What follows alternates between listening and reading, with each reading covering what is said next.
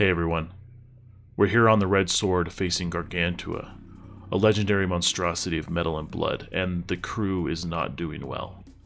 Our gunner has taken quite a few hits, the mechanic is feeling the pressure and the danger of this monster, and our pilot is hanging back. Even though they're in the med bay, they could use some medical attention, but luckily, their fourth member of the crew is a medic, a trained ally and an unconventional healer in these moments of desperate need. So today I want to share with you a new character type for Warp Shell, the medic.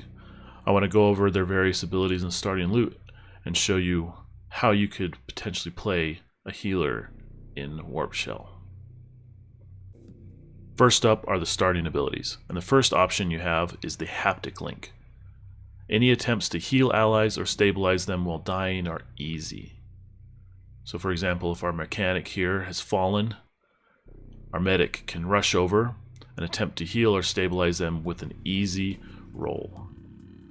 Now, the idea behind this ability is that the medic has a connection or a readout on the various statuses of his crew. They know what's going on. They understand what's ailing them, what they need to do for triage, and to make those attempts easier. The second starting ability is the mutated adrenal gland. We all know how important it is for the medic to stay up, and so taking that into their own hands, they've adapted their adrenal glands to recover using their con plus basic bonus instead of the standard con plus 1 bonus whenever taking a recovery action. This can hopefully keep the medic up as things get dire. The last starting ability is the acceleration field. So the medic knows and can help players get out of sticky situations. Using their acceleration field when activated for 2 rounds, allies who start their turn within close to the medic may dash and still take an action. So for example, if the whole crew is facing Gargantua and they know they need to get away, the medic switches on the acceleration field, and as they start their turn, they get to dash, all the while still taking an action as they rush out of the room. After the 2 rounds, the acceleration field needs to recharge for D4 rounds. Now I'm sure this defensive weapon could certainly be used in offensive ways, but that's up to you to figure out. Now moving over into the rear corridor of the Red Sword, let's take a look at the starting loot for the medic. The medic's first option is the med gun, which is using Dex, heal a single ally that you can see up to far with energy. This is the medic's healing spell essentially. As they stand back, they can fire and hit their allies with this regenerative beam and heal them with energy as long as they can see them. Hopefully nothing happens to this very precious piece of loot. The next option is the Lazarus device, an advanced piece of technology that allows the medics to revive a recently deceased ally back from the dead. So for example, if our mechanic has taken a blast from the Gargantua, they've fallen and rolled low on their dying timer, the reptoids have surrounded them, things look grim and no one could reach them in time, and eventually our mechanic slips away as the dying timer reaches 0. If the medic can somehow reach them and still has a use on their Lazarus device, they can activate it as long as they've died within the last round and pop them back up with 1 hit point. Now what happens afterwards? Hopefully you have a little bit more luck on your hand. The final starting piece of loot is nano darts, a set of ammunition that with Dex you can fire and hit an ally to inject them with nanobots. So for example, 4 rounds, they get to add a +1 to their roll. So our mechanic here gets +1 on the first round to all their rolls. On the next round, they get to add another one, so they have +2 to all their rolls, +3 on their third round, and +4 on the fourth round, as their nanobots do their work to boost the ally up. And as soon as the D4 rounds are over, everything goes back to normal and the nanobots go inert. Even though things were dire in the last room, our crew has somehow made it into the engine room of the Red Sword, and now we can look at the milestone abilities for our medic. As always, Even Stronger is the first option. Add 1 to any stat or gain a customized type of dart. 6 uses. This is a moment where players can work with the GM to design custom darts with special abilities, adrenaline darts, poison darts, corrosive acid darts, whatever. It's an opportunity to create new pieces of loot to fit what the player wants to do. The second option is the bio syringe. Our medic can store 1 HP per round as a free action up to 5. So as a free action, they drop in 1 of their own hit points into this bio syringe, and then on a future turn, they can rush over and administer those stored HP to an ally or to yourself as an action.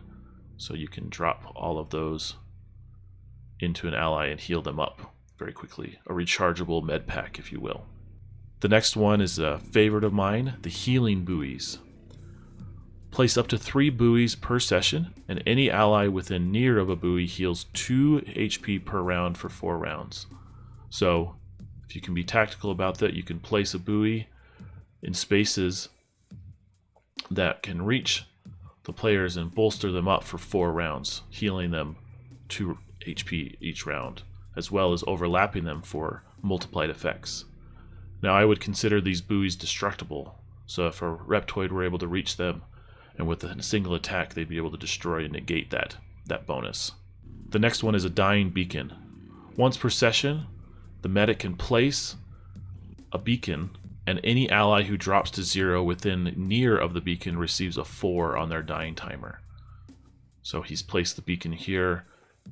If the Reptoids were able to reach the mechanic and drop him to 0, rather than rolling a d4, he would automatically have a 4 on his dying timer. But if any of these characters, like our pilot, were to drop, he's too far away, he would still have to roll on the dying timer and live with the result. The next option is another set of darts, the knockout darts. It's always important for the medic to have a little dose of anesthetic, and using those to great effect. The medic can fire them at a target, and if they hit, targets must make a con save each round or fall unconscious for d4 rounds.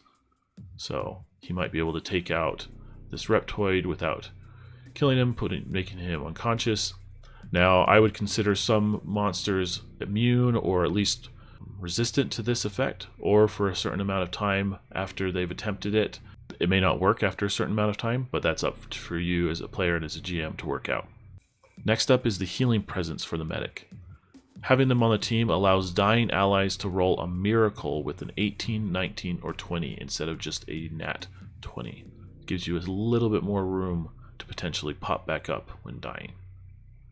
Then the final milestone ability option is a long shot.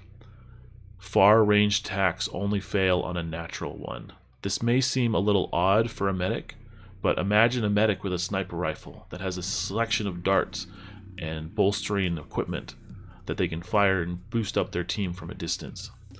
Now, the trade-off for this is that it's far-ranged attacks, which means the medic is further away from their team. If the medic then needs to rush in and potentially help out an ally, it may take too much time. With the engine set to override and the ship pointed directly at the heart of the Dark Star, let's look at the mastery options for the medic as they escape to their warp shell flying nearby. As always, these mastery abilities are upgraded versions of the starting abilities, and so our first option is the haptic link. Instead of attempts to heal allies or stabilize them while dying are easy, all attempts and rolls are easy while an ally is dying. The medic goes on high alert and everything becomes a little bit easier. Next is their mutated adrenal gland. As before, this adrenal gland allows them to recover using con plus basic. Well, with an advanced mastery version, you get to recover using your con plus weapon. So +1 to your con and +4 to your weapon bonus gives you +5 every time you take a recovery action. And then finally, the acceleration field.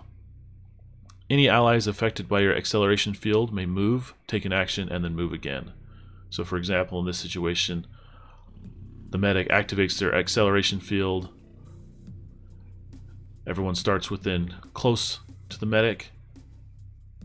They run, turn around, fire, take down a Reptoid that's attacking their gunner.